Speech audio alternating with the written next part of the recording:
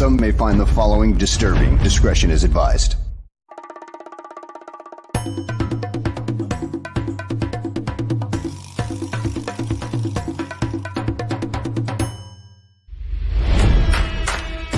Never before in the history of sports podcasts have two men brought you opinion and analysis like these two. They speak for a city that's desperate for wins and titles, not whining and travesty.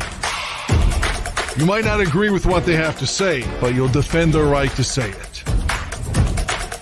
Sports fans across the world, from Chicago, Illinois, this is the Mac and Reed Show.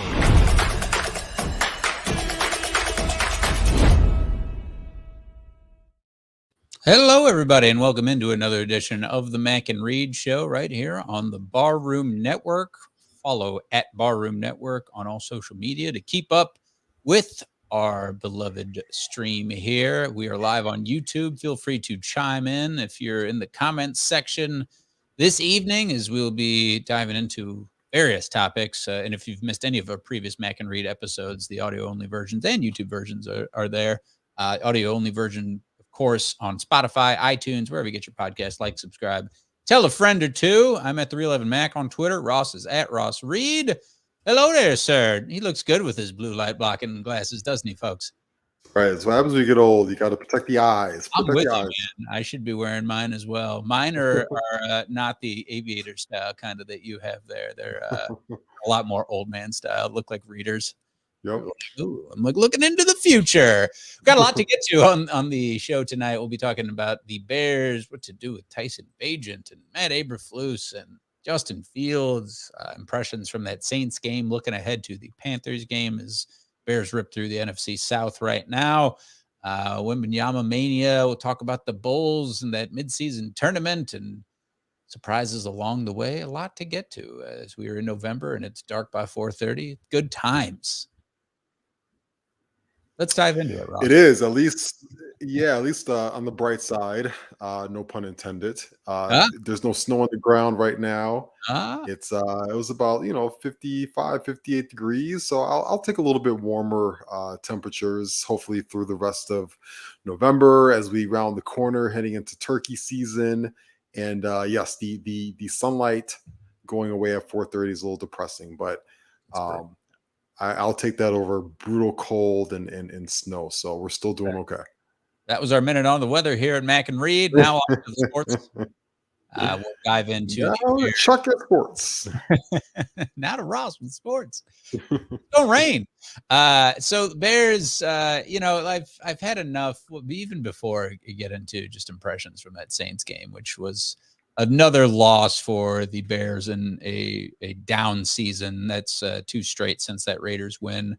It was a one-score game. It was a little closer, but like I said, we'll talk about that. But I've just had enough of Matt Eberflus, and I know that we're likely going to have to wait till the end of the season to see any sort of change in coaching. But the exchange, like his press conference today, just talking about Justin Fields not medically cleared, that Tyson Bagent will be the starter, Nathan Peterman will be his backup. We knew there was this exchange with the reporter. Question: if Justin is not medically cleared, why is he doubtful versus not being rolled out? Eberflus said, yeah, just to see. We got to give him one more day. Give him one more day. But he's working hard, and it's getting better every day, so we'll see where it goes. Question in response was, so he's not playing. Yeah, he's not playing. It feels like he just doesn't know what he's doing up there. And if you look at most news outlets like a CBS Sports or something like that, I feel like they have the ranking of the hot seat, and Eberflus is the leading candidate, ahead of Ron Rivera and Bill Belichick and this host of coaches who are underperforming with their teams. And again, going back to that loss, a lot of it obviously falls on Bagent with those 3 interceptions, which were avoidable. The turnovers just, screwed any chance of them being in that game and winning it. But again, goes back to, it spoiled a good day from Cole Kmet in that first half. But just coaching, just defensive incompetence. I know they're missing Tremaine Edmonds and not fully healthy. But you could touch on either one, Ross, to begin with Eberflus and just the way he's carrying himself at this point, or touch on the Bears Saints matchup. I don't know where to go here. Yeah, I mean, I think we can start today and work our way backwards, right? And he is a guy that just really is. I mean, he's trending right now to be definitely the worst Bears head coach statistically of all time, in franchise history.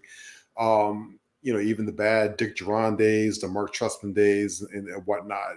And he's trending right now to be one of the 3 worst head coaches of all time statistically as well. So, he hasn't gotten it done with his team performance-wise on the field. And then off the field, like you said, it's just a lot of word salad. It's a lot of vomit that just comes from his mouth. He doesn't ever sound sure of himself or his football team. We talked about last week the HR issues that he's had now with 2 significant coaches on his staff. And, he just is a guy that seems way unqualified to have this job, unfortunately, and you have to wonder, at what point has it been a detriment to the development of the young players on the team? You start looking at guys like their 2 defensive tackles that they took in the Dexter and Pickens this year. These guys are only playing like 14, 15 snaps a game in a pretty much at this point a pretty meaningless game for the Bears against the Saints. Why are these guys not out there? You drafted one of them to be their 3 technique, and he's not out there playing the 3 technique position. At the very least, you want to put your young guys out in the field that you just spent draft capital on and see what they have. And so these are the kind of glaring mistakes that Eberflus has had as a coach. The whole Justin Fields stuff is just completely nonsense. I know a lot of people think that there might be some shenanigans behind it, and they might be purposely keeping him off the field. I don't think so. I don't think Justin is healthy. I think that was a pretty significant thumb injury, and with a quarterback of his stature who likes to do a lot of things, outside of throwing the football, he does need to have that football pretty healthy. I mean, that thumb pretty healthy, and him for be able to grip that ball, especially on running plays, read option plays, and so on and so forth. So I don't think Justin's healthy. I just think that the way Eberflus is conveying this sounds very speculative to Bears fans, and they have every reason to be so. And that's what happens when you have incompetence running your football team. So, he's a mess right now.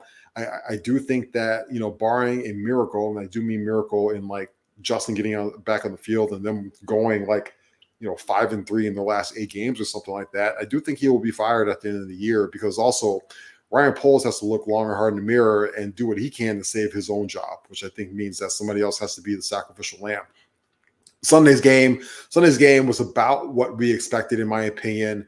There were some good things. There were, Cole Kmet, you mentioned, another solid day on the ground for Deontay Foreman. He had 83 yards, right?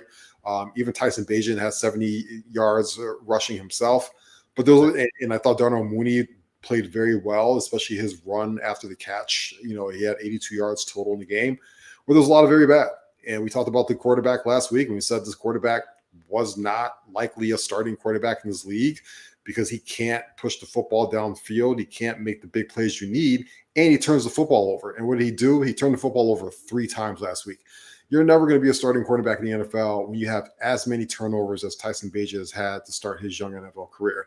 And on the defensive side of things, those guys hung in there for as long as they could. I thought Montez Sweat had a very solid start to his career, but you like guys like Taysom Hill cook you. You can't have Taysom Hill getting, he threw for a touchdown pass, caught a touchdown pass, but that's what happens. Again, at the end of the day, you can't turn the football over, that many times. They have 4 turnovers, right? Because you factor in there's a DJ Moore fumble as well. So anytime you are a team like the Bears who aren't explosive on offense, they don't have a lockdown defense. When you lose that turnover battle like that, you're just not going to win any football game. So at this point, you're hoping that, for the sake of the future, they can at least salvage a game tomorrow night and take care of the Panthers, because we need them to lose as many games as possible. And then I don't have any hope for them throughout the rest of the year to win any more games with or without Justin Fields on the field. I mean, going back to Eberflus and just how awkward that press conference was, it was the talk around the NFL, just how bizarre it was. Eberflus calling him doubtful, then saying he's out, then he's saying there's a 51% chance. I mean, the bottom line is that he's out in it, and they're trotting out Tyson Bagent again, who is For all the commenters last week, we kind of told you that this was going to happen, that this is what you get with Tyson Bagent. Unfortunately, he is playing like a rookie, and he put his team at a disadvantage when, they were in a position to potentially win in New Orleans, where it's been historically hard for the Bears to win at over this last decade and change. Good game from Cole Kmet. You can't take anything away from Cole Kmet, the way he played. That was a dime from Tyson Bagent. And you're like, all right, he's building some confidence here. In the back corner of the end zone, like over the shoulder catch was great. Back shoulder catch from Cole Kmet was awesome. And then you get that 9-yard touchdown pass from Bagent to put them up 14-7 in the second quarter. They ended up, Saints tying the game at the half. But Kmet, he is really pacing a lot, of course, in the company of like a Travis Kelce and Hawkinson and guys like that out there. At 24 years old, he's playing really well. I think he's tied with the top tight ends of the league as far as touchdowns scored. You'd like to see some more consistency, not just have these 2 touchdown games and then 10-yard games, and then just continue to carry it over. But that goes back to quarterback play. So he's rolling with the punches at this point. I agree with you, Ross. It's just you going back to that game. Taysom Hill is just one of those gadget guys where he just continued to wear on the Bears, even though it's typically a running play with Taysom Hill. He shows you that he could throw. He showed you in the fourth quarter. He's going to throw when he sucks you in. That's the ability he has. He's more valuable to an extent than Derek Carr. He played much more of a role than Derek Carr did in that game. I feel like, especially in the second half, Carr struggled. And so Hill and company had to get a little more creative with the play calling. Touching on Montez Sweat, who got that giant contract, right, pretty much going into the weekend, into that game on Sunday. The Bears were likely due to pay him. And my issue wasn't the amount. It's kind of the going rate. It's just, had he earned it yet? And, it's, Ross, you said off to a decent start as far as his Bears career. He didn't register a sack, but he was clearly making his presence felt to an extent and got a couple tackles. It's just so early, I feel like, to pay this guy his money, but that across the board that you had issues, thinking about Jalen Johnson, you wanted to reserve that franchise tag maybe for him or some other player. What did you think when you heard that news that Sweat got the extension and signed that big contract? Yeah, I mean, listen, I kind of anticipated that was going to happen. Anytime you trade a second round pick that high for a guy, and for all intents and purposes, he sounded like a guy last week that wasn't exactly thrilled that he was coming to Chicago. You do have to overpay for him, and you have to make a guy happy. And what's one way to make an athlete happy is you bring a Brinks truck of money to his house and you pay him. And so I do think that Ryan Poles was forced into a corner when he made that move. He was going to have to pay him sooner than later. The PR nightmare alone of having Sweat to go through the rest of this year, potentially in the offseason, potentially having to use the franchise tag on him after you spent that high of a draft pick, coming off of the heels of the Chase Claypool situation last year, it just would have been a nightmare for Poles. So I'm glad he got it done. I do think that it's a fair deal for both sides. It was like about $72 million guaranteed. I think Montez Sweat is worth it. I think he fits the Bears timeline very well. I think he will ultimately make this football team better. But, time will tell, because that is going to be a very high draft pick. And who knows when the Bears are going to be ready to compete. And if they are, where's Sweat going to be at in his career? So I still like the move, but people who are critical of it, and there are a lot of people who were critical of it, I completely understand why. But I am happy that they got the deal done sooner than later, because that will turn your focus now to Jalen Johnson in the offseason, who I think equally should be paid and should be a part of this franchise long term. If you're going to pay a guy like Sweat, 27 years old, and you're going to pay a guy like Edmonds, right? You kind of overpaid for Edmonds. Sweat's about market value. Then why not just finish the job and give Jalen Johnson his money as well? Jalen Johnson has been one of the better corners in the league all year. I tweeted out on Sunday, if you watched that game against the Saints, they did everything they could to not throw the football in his direction. That is the mark of a good number one corner, right? Anytime a team actively goes out there and avoids your number one corner, that means he's damn good, and that means he's worth the money. Yeah, you got to lock down those guys that have that really positive impact. And right away, Sweat posted a season high pass rush win rate of 25% in his first game with the Bears, which was tied for second best by any edge rusher in week 9. So his presence was being felt and trying to get to the quarterback. It was just a down day for the entire Bears defense. I got to be optimistic. I have no choice. Certainly from where the Bears were couple weeks ago to now. I mean, you do want to fill those needs. And then, obviously they're going to address the draft accordingly as far as a pass rusher. And then, there's a lot of holes in that defense depth you need to fill. But a guy like Jalen Johnson, who's young and playing some of his best football right now, I would think they handle it like Eddie Jackson, right? Where they go ahead and see a performance like coming off one of the best years of his career and go ahead and extend the guy.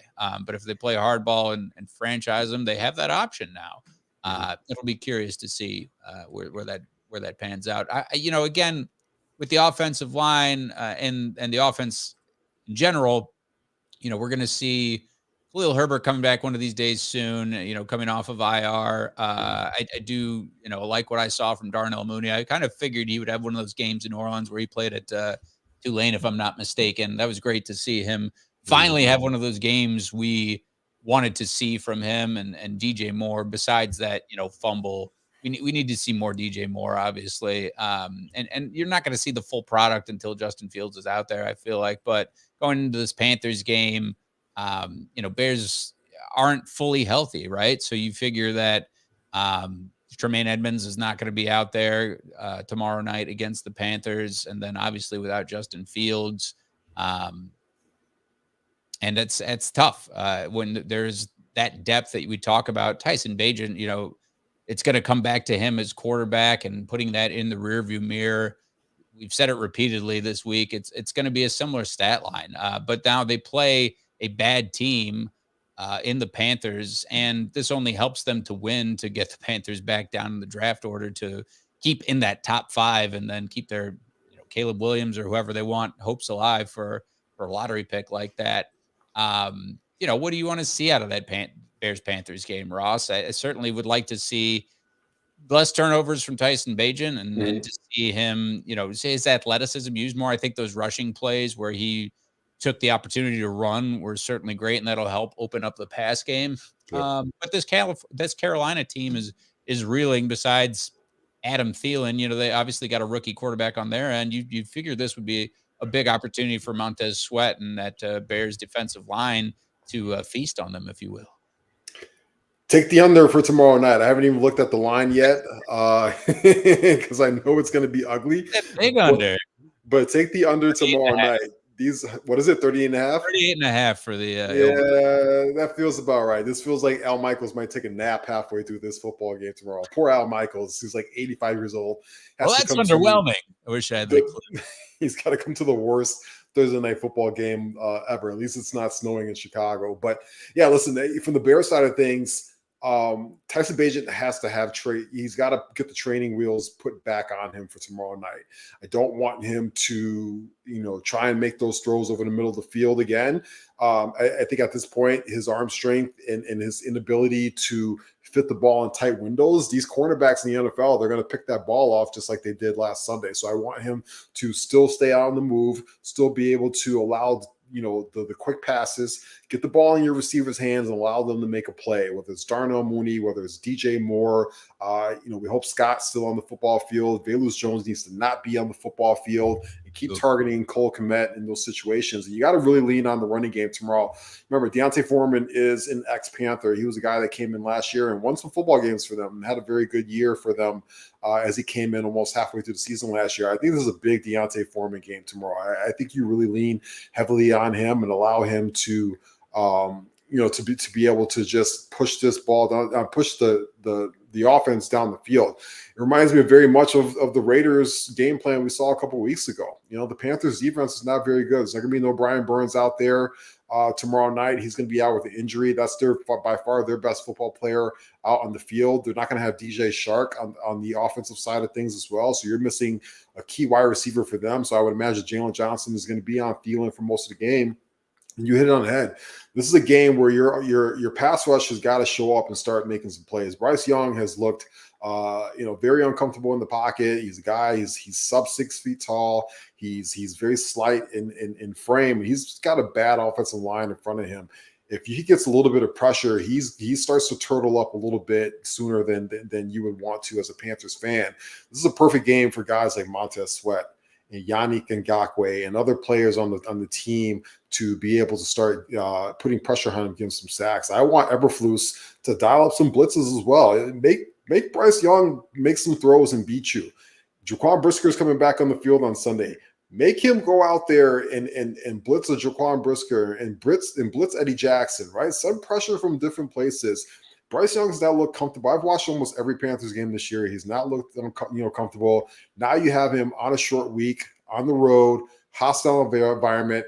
Bears fans are going to be inebriated, but also I think everybody in Soldier Field knows what the stakes are, which is if there is a must-win game left on the Bears calendar, it's tomorrow night because the Panthers are not playing for a first-round pick.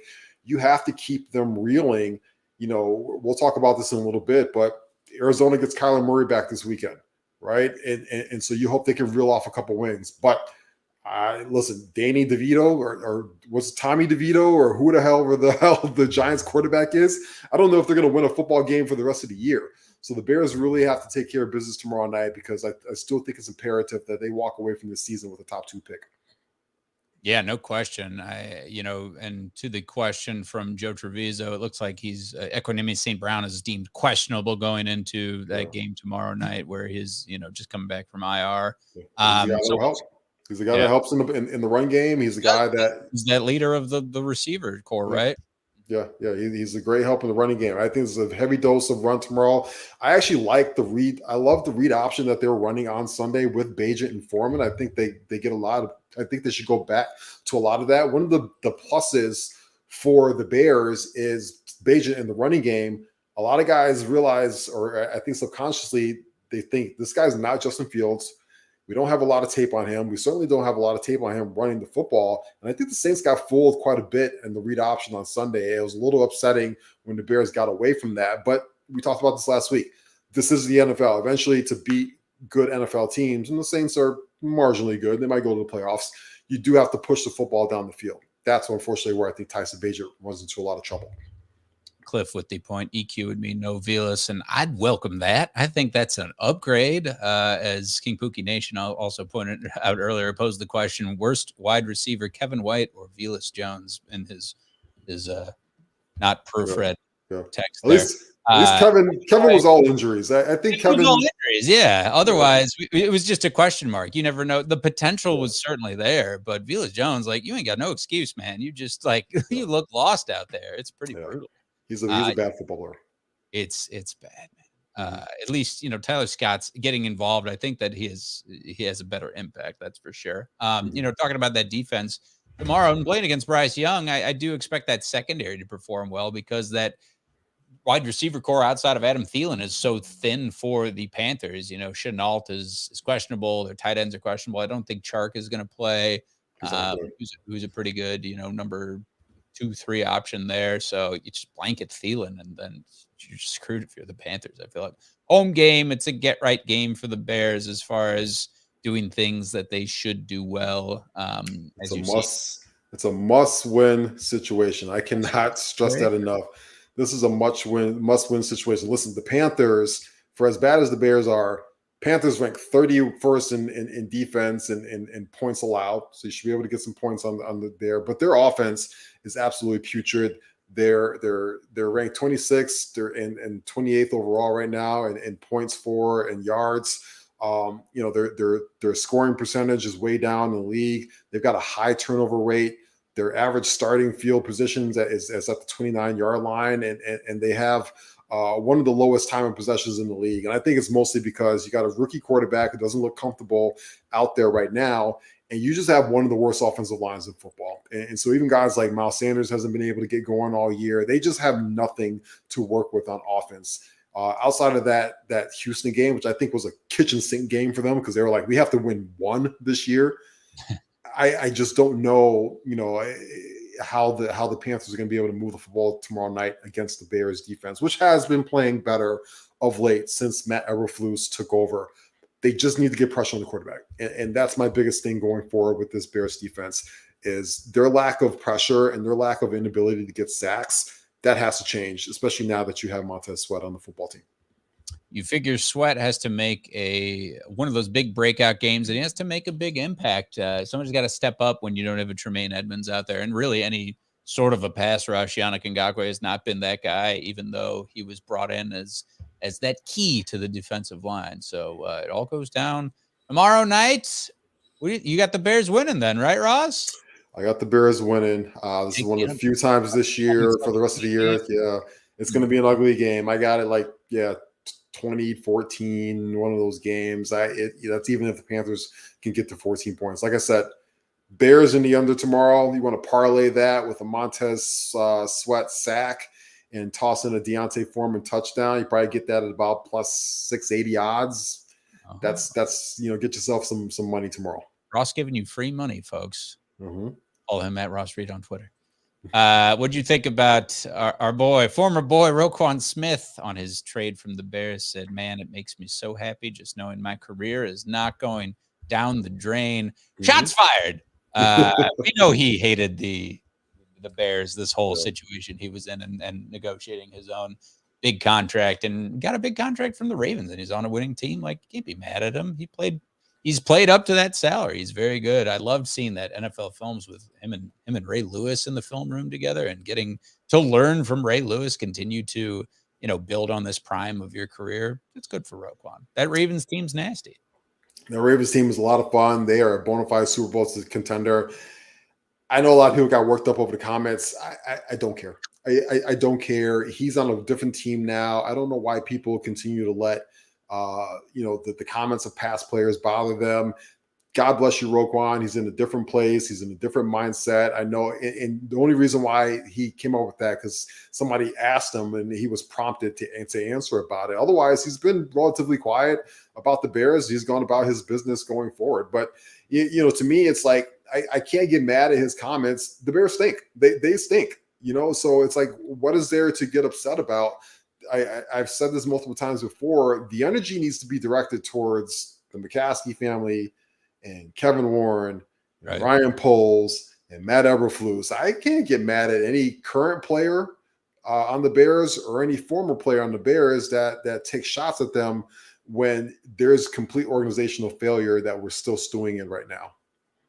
It would be really unfortunate. I know also going around the topics of the Bears right now, if the Bears were to retain Matt Eberflus, I just feel like it'd be such a hit for the fans. Everybody got freaked out over the Adam Johns story this morning, where he put in his 10 bold predictions, and number 2 was the Bears. He could see the Bears retaining Matt Eberflus, and everybody just threw up in their coffee this morning. Yeah. Right there with him. It'd be bad. Yes. Let's talk about the rest of the NFL, Ross. And there was a lot of action halfway through the season this past week. Chiefs kept rolling.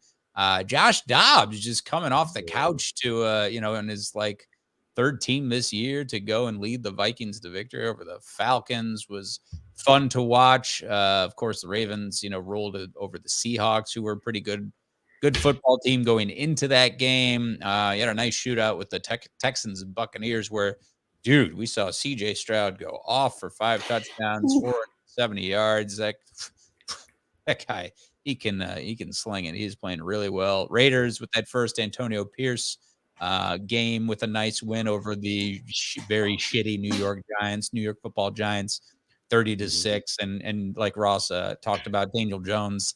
When he tore his Achilles, he's out for the season. What did he do? He did something bad. Torn ACL. ACL, just as bad. ACL. Yep. Maybe worse. I don't know. Pretty fucking bad for your franchise quarterback there, though, I will say. And then that was quite a game, both the Sunday nighter and the Monday night game. I love that Sunday nighter with the Cowboys and Eagles, where it came down to the wire with the Cowboys driving, and they came up short. They could have had the touchdown to win it, but Dak couldn't, go ahead of his almost 375 yards and 3 touchdowns, and CeeDee Lamb almost having 200 yards on the day. Cowboys did not convert, and then the Eagles stood strong, improved to 8-1. Still looking really good. The tush push is certainly alive and well. I know Jalen Hurts, the story after that was he, might have tweaked his knee a little bit. But the Bengals don't look now. Over these last 4 weeks, Joe Burrow leading the league, leading the quarterbacks and passer rating, just playing out of his mind. Just really good football against a quality Bills team. When they're at home, look out, and they look like, after that shaky start, they are on a mission. And it's crazy to see just how good the AFC North is. If the season ended today, all these teams would make the playoffs. Browns had a big win this past weekend against the lowly Cardinals, but all those teams, Pittsburgh, got a win against the Titans earlier in the week. I talked about a lot, Ross, but we talk about anything from this past week that you loved, hated, in between. Yeah, well, I certainly love an 8:30 a.m. football game, especially when my young child is up early from daylight savings time. So shout out to the Frankfurt game last Sunday that gave us Chiefs Dolphins, that crazy Tyreek Hill play where you thought that the forward progress would call the play dead, but he fumbled, and the lateral for the touchdown on the defense. That was a fun game to start the morning. But a couple things that stood out to me,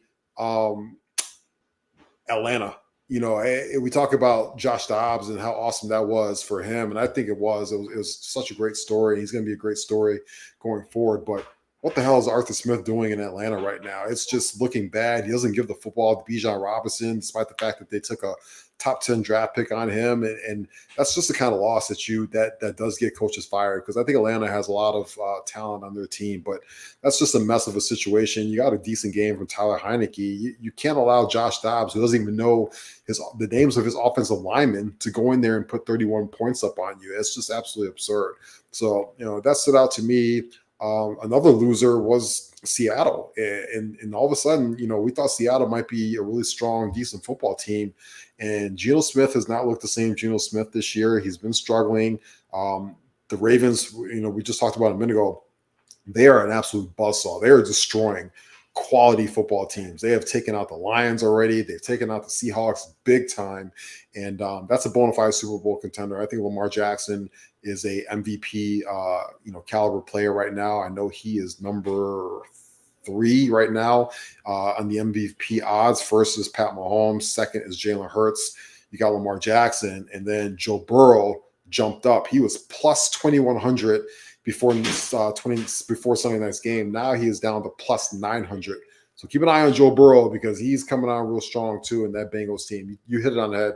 That AFC North situation is a lot of fun. CJ Stroud, I mean, what can you say about a young man that just looks like like he belongs? He's just looks like a bona fide superstar right off the bat. And shout out to D'Amico Ryans and Bobby Slowick, who's calling the plays for them right now. They've got a bright future, ahead of them. And then, the losers to me, especially for the sake of the Bears, as we start thinking about draft position, big loss, another tough loss for New England. You thought that maybe they could win a football game after Washington gives away Montez Sweat and Chase Young, and Mac Jones does the classic Mac Jones and makes another bad mistake. And then, the lock of the year, I could have put my mortgage on this. The new coach syndrome. They hated Josh McDaniels so much, so much that the Raiders went out there and just took it to the Giants. That was going to happen with or without Daniel Jones. I'm sorry. That just was going to happen. And now all of a sudden, Brian Daboll, who's the hotshot coach from last year, things look a little shaky there. And he doesn't have a quarterback for the rest of the year. It's Tommy DeVito, who's Joe Pesci's character's name in Goodfellas. So Tommy's got to go get a shine box for this Sunday, and he's a 17-point underdog against the Dallas Cowboys. Good luck. Well done, Ross. I like the Tommy DeVito reference there. Raiders, they were smoking cigars after that win. I cried foul on that. Like, dude, you just to 4-5. Yeah, and also as an avid cigar smoker, those guys were smoking it just the worst way I've ever seen. Like, smoke. They were holding it all wrong. I was like, you guys have never smoked a cigar a day in your life. That's hysterical. I like that tidbit about Joe Burrow jumping up the MVP odds, and looking ahead to this next week, a lot more action to come as usual. It starts with the slog of the Panthers and Bears tomorrow, but that's an interesting game with Burrow and the Bengals hosting the Texans. You'll see CJ Stroud if he can continue. CJ Stroud, 1 interception of 14 touchdowns, just like incredible play, just well done. I mean, it's certainly putting him at the front of the rookie of the year talks for sure. But he could be playing. He's certainly at a Pro Bowl level and put in the MVP conversation. His team's not good, but yeah, that'll be interesting. Saints and Vikings on the slate as well. Niners Jaguars, that's a good one. Jaguars coming off the bye, and I believe Niners were as well. So that'll be a fun one in Jacksonville. 49ers just trying to get healthy right now and remain healthy. Browns Ravens, that's a good AFC North matchup right there. And then Lions Chargers is interesting. Lions still continue to do well. And then of course Giants are on a nationally televised later game as usual. And then Jets Raiders, Broncos Bills, not so good. Yeah, but I mean, I'm all in on that 49ers Jaguars game. I think I've seen a lot of Super Bowl predictions, and that's one of them. A lot of people are putting a lot of stock into Jacksonville, the way they're playing, the way they run the ball so well, and the way, obviously, I can't think of his name right now with the long hair, that their quarterback is playing very well. And then the Niners, of course, capitalizing. Trevor Lawrence, thank you. Trevor Law. And then the way the 49ers are playing, you can't discount the way they're going to play with now that defensive line, especially getting Chase Young to add to Bosa. Like, they're very nasty right now. So that should be a good one. Yeah, and the 49ers need to win because you remember they were struggling, heading into the bye week, and they can't lose ground in the NFC, or else they're going to have to start that playoff chase on the road. So, you're falling way behind Philadelphia right now. Even teams like the Dallas Cowboys, they need to win this Sunday. And you hit on the head. It doesn't get easy having to go into Jacksonville. It's going to be a little warmer. You have to fly across country. Lucky for them, they should be well rested. I'm not sure if Trent Brown is playing this week or Deebo Samuel, but they definitely need to get back on the winning track a little bit. And then from an offensive standpoint, Detroit going to the Chargers is a lot of fun too. That's a Jared Goff, who those guys are coming off a bye week as well, versus Justin Herbert, and they got a big win on Monday night. This absolutely shellacked the New York Jets. I'm looking at ESPN.com. Tickets as low as $36 to get into SoFi for that game. What are y'all doing in LA? $36. That's a bargain to go see Justin Herbert versus Jared Goff. Brand new stadium too. That's insane. Yeah, absolutely. One game I'm looking at too, just for I think that we like to see, as Bears fans, we like to see the car crash a little bit. Jordan Love going into Pittsburgh and facing TJ Watt and Mike Tomlin and that vicious defense. Thoughts and prayers, man. I don't think it's going to go well for Jordan Love in that situation. And let's kind of hope it doesn't. If we have to be in hell and as Bears fans, let's put the Packers at least in hell with us, or in purgatory, but not too much, because we don't want them drafting one of these top quarterbacks. But let's stack a couple losses on them. And obviously it's plain to see, even in that Rams win the other night, Jordan Love is one of the 3 worst starting quarterbacks in the league right now. Yeah, he's playing pretty poorly. They snapped their 4-game losing streak to a bad Rams team. And speaking of the Rams, signing Carson Wentz, 30-year-old, standing on one real knee, one robot knee, I feel like. Rams are on a bye. You think we see some Carson Wentz this year? Who'd have thought we would have seen that, man? If Matthew Stafford's not going to play, you might as well put him out there. Listen, we've seen Sean McVay kind of do some things with even Baker Mayfield. Carson Wentz is a former 2nd overall pick. He's got a little bit of talent, and why not? Why not see if you can maybe catch lightning in a bottle? lightning probably won't be in that bottle, but it doesn't hurt to try. I think for the most part, this is a lost season for the Rams, and so they might as well kind of throw some stuff on the wall and see what sticks. That away. Anything else you're looking for this next week, Ross? Any bets? Any gambling tips? Anything? No, it's a lot of bad football games out there. These primetime games are rough. We've got Sunday Night Football as Jets at the Raiders. Oof, that's tough. I'm tired of seeing Zach Wilson on my TV in primetime. He is absolutely abysmal. And then we get Russell Wilson going to Buffalo for the Monday night game. That's another tough one there. So, sneaky fun game. Deshaun Watson obviously going into Baltimore. Is anybody going to slow down this Baltimore train right now? And Deshaun Watson going to be able to the guy that's going to be able to do it, or like I think it's probably going to happen on Sunday. This is high potential for another Ravens blowout. I just think right now they are playing great football in all three phases, and I wouldn't be surprised if they just absolutely beat the crap out of the Browns this Sunday. Yeah, Ravens really good. You figure after J.K. Dobbins getting hurt again, going out for the season, they might take a hit offensively, and not incredible. But we saw finally an Odell Beckham Jr. type game where he broke out, got his first touchdown, and only took 9 weeks as a Ravens player. But that ground game was getting it going. Gus Edwards is just a touchdown machine, and they're just so lethal with that combination of whoever you put out there outside of Lamar Jackson, because he's a threat whenever he has the football to run. Hosting the Browns, though, that should be an interesting one with a more healthy Deshaun Watson. They found this guy Keaton Mitchell last week. He's a rookie that comes from East Carolina, and what does he do? All he does is explode last week. 9 carries for 138 yards and one touchdown. So holy crap. Let's switch focus. If we are finished with the NFL to the NBA, Ross, and I saw that play-in game, the midseason tournament game, not a play-in game, but a midseason tournament. It's so crazy to hear that, and I'm like, wait a minute, didn't we just start 2 weeks ago? Right. And then I actually watched pretty much that entire game against the Nets, and unfortunately, Bulls did not pull it out. I just saw this though, Ross. Can you describe Patrick Williams in one word? Disappointing. Bum. Yeah.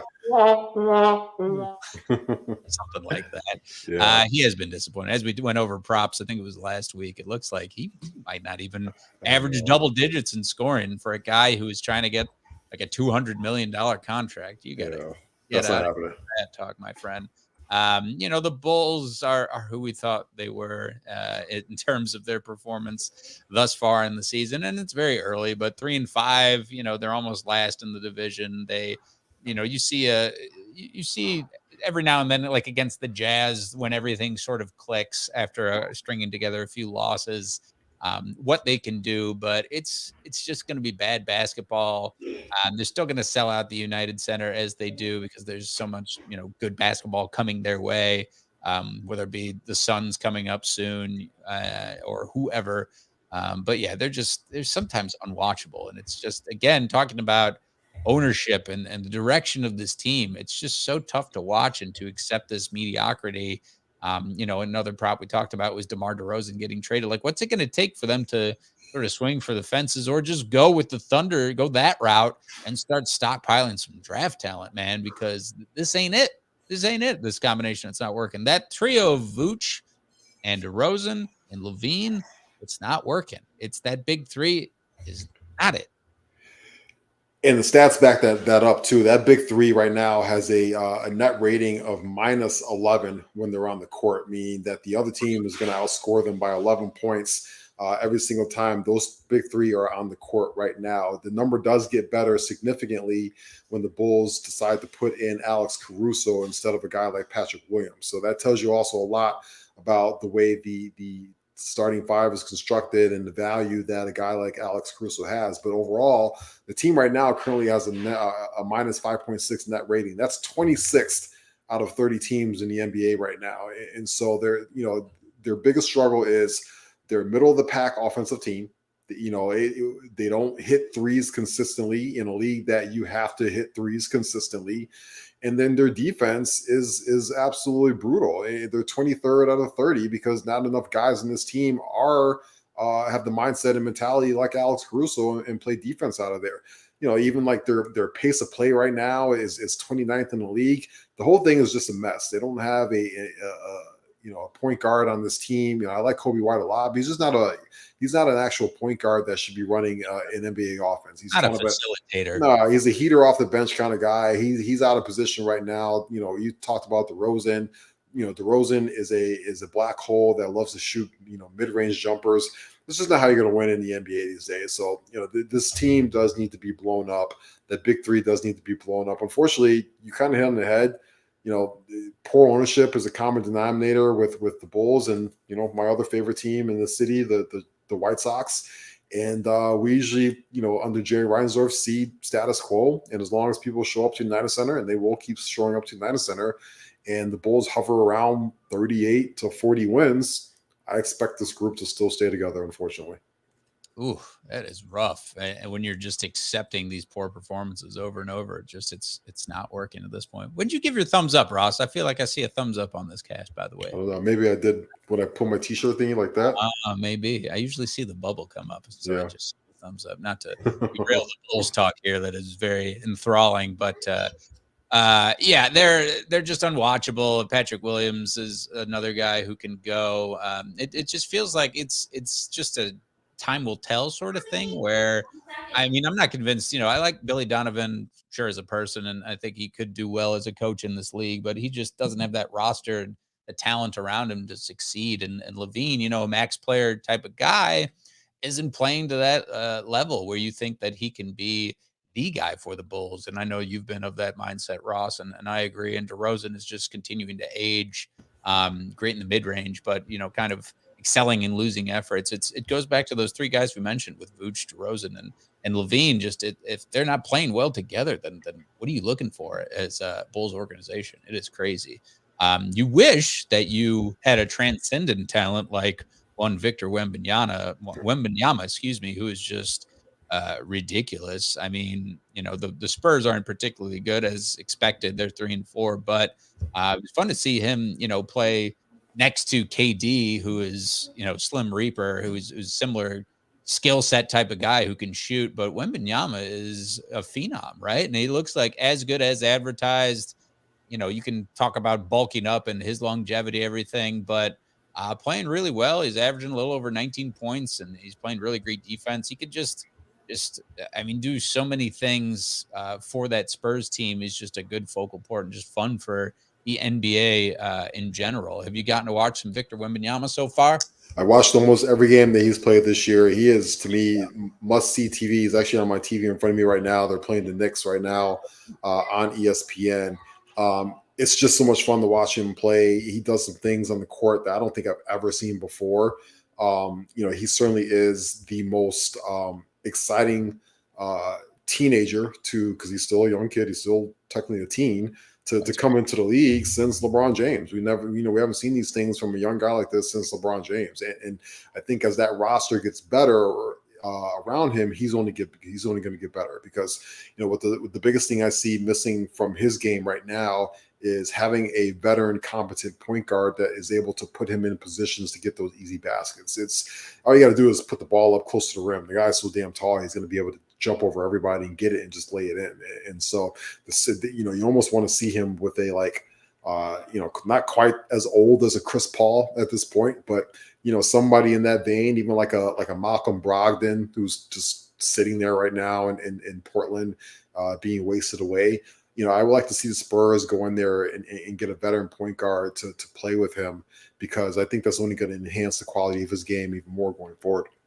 Yeah, as good as he is defensively, that whole team is not doing very well defensively, and they're paying for it. But all 7-4 of him playing really well and making obviously a good case for Rookie of the Year. And he is just worth the watch for sure. At 19 years old, NBA is here, baby. We had a game. We had I don't know. It was a couple Mondays ago where we had NHL, NBA, NFL, and everything going on at once. Sports Equinox. Sports Equinox. Thank you, Ross. Yes, sir.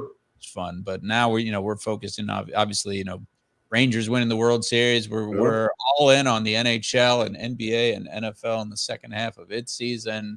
You gotta watch Victor Wembanyama. You gotta skip the Bulls. I mean, as far as the NBA is concerned, I think as advertised are the Warriors, bouncing back after last year, and then the Denver Nuggets just look like they haven't lost a step at 7-1 thus far. I think it surprises the Mavericks and how well they're starting the season. The Warriors, Steph Curry playing at MVP level already. And then on the East side of things, like the Celtics are still the Celtics, still got that great duo of Jaylen Brown and Jason Tatum. Sixers, I feel like we didn't even really get to talk about Harden getting out of Daryl Morey's shadow for a while there, and now him getting a fresh start. But Philadelphia presses on with Embiid and company, and it's very early to make any predictions. But anything else you've noticed with the NBA, Ross? Yeah, I was going to say this was a Celtics versus Nuggets world until we got news today that Jamal Murray is going to miss basically the rest of the month with a hamstring injury. So now all of a sudden Jokic is going to have to carry the load here for the Nuggets until they can get Jamal Murray back on the court. But they're absolutely they're doing the right thing. They're playing the long game. You need that guy healthy for the rest of the season into the playoffs. And so you don't want to, rush that for him. But the Celtics have been awesome this year. The Porzingis, add-on has been absolutely amazing for them. That guy can just shoot over everybody. Philly's been hanging in there. Philly's looked great even without James Harden on there. And now they got a bunch of role players around Embiid. He had like 48 points the other night. So you could tell he's kind of on that, F Harden thing. I'm just going to go on a run. And then the Warriors, everybody always wants to count out the Warriors. It's kind of like those old 90s Bulls teams. As long as Steph Curry is on the court and Steve Kerr is coaching that team, I am never going to count those guys out. And I do think that they could, have at least one more NBA title run in them. And they've got assets to make a move closer to the deadline. Right. They could call the Bulls and get one of those guys that the Bulls have, a la Zach LaVine or DeMar DeRozan, to add to that mix as an extra scorer for them. I think a guy like Zach LaVine would be a perfect fit for the Warriors as a scorer that can take pressure off of Klay Thompson, who clearly has lost a step in his career. Oof. But you just think of the Splash Brothers combo, and I agree with you, Russ, just as far as this dynasty that is the Warriors, and we're just used to them playing at this level and being this good, right? And it was an early exit for them last year, and the West is tough, with them going up against the other old guy and LeBron and having to go through the likes of the Denver Nuggets and Jokic and that team that has so much firepower. But Warriors have a lot of staying power, and Steph Curry, man, he's as much as Wembanyama is must-watch TV. Steph Curry is, man, arguably the best shooter of all time. I think he might have cemented that, a year ago at this point. Certainly just playing at a high level still. Absolutely. We got breaking news, Ross. The SAG-AFTRA negotiators have approved a tentative agreement that will end the longest actors strike against the film and TV studios in Hollywood history per Variety. So, I already saw that House of Dragon was coming back this summer anyway. Somehow they just replaced everyone with CGI. I'm just kidding. But that's they're European, so they don't have to abide by those rules. That's a good point. Yeah, that's a good point, Ross. Yes. But it is good news. I think we both know some people in the union and certainly are big fans of television, and on the heels of the screenwriters strike now, the writers strike, now that we get the actors strike to end and things can get back and really swinging into production. That's exciting for a lot of stuff that had paused and was on hold, obviously, too. A lot of stuff paused that was on hold. We were supposed to get Doom 2 this week. That is now not coming out. We do get The Killer this week. David Fincher is my favorite director of all time. That movie is coming straight to Netflix on Friday. David Fincher film starring Michael Fassbender. Yep, absolutely. He's great. I like him. And Tilda Swinton is in that movie as well. But speaking of movies like that and movies going forward, there are a lot of good movies that are coming out that are like Oscar contenders that a lot of these actors weren't able to promote, that now that there's a deal in place, they can officially get back out there and start promoting their movies again and stuff like that. There was a Mean Girls trailer I saw today. A new Mean Girls movie is coming out in January from Tina Fey, and she's got a whole group of young people in there. So those things are important. But from everybody always thinks of the bigger actors and stuff like that. But I know a lot of people in LA. People in LA too. A lot of the lower level actors were really struggling to pay their bills and struggling to eat and put food on the table, but they stood strong for the cause. And so I'm happy to see all this end. I'm hoping that they got everything they wanted and then some, and that a lot of these lower level people can finally get back to work and and start feeding their families again. No question. It was tough, I know, for all those actors, but I'm glad they stood strong. And yeah, I mean, yet to really read the details of the deal and hear what actors have to say on it. But it is, I think, good news to get back to their passion and their careers, right? I don't know anybody in this Mean Girls cast besides Tina Fey. Aged myself. Well, Tim Meadows is coming back. I think John Hamm is now the teacher in the classroom. Anna Fisher is in it. Yes. Nice. I know her. I've seen some of the younger people before, like their faces, but yeah, I don't know them by names. Yeah. You got me there, but excited to continue with all this view. Yes. All right, Ross, we ran out of show. Let's wrap it up here. Remember to follow at Barroom Network on Twitter, and be sure to follow us for all the great programming we have on this fine channel. And I'm at The Real Evan Mac. Ross is at Ross Reed on Twitter as well. We are on YouTube every Wednesday night, live streaming. And in case you've missed it, this is also on the channel. It'll be up shortly after we wrap up, and audio-only versions on Spotify, iTunes. Remember to like, subscribe, tell a friend or two. As I mentioned, everybody have a great week out there. For now, we say deuces. So long, everybody. Peace.